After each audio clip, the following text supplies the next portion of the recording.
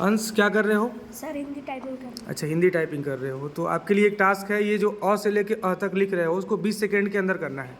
Sir ठीक है, करिए।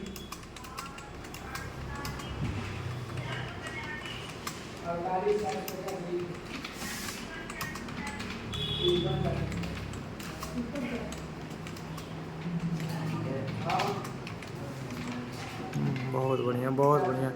20 सेकंड से पहले ही हो गया।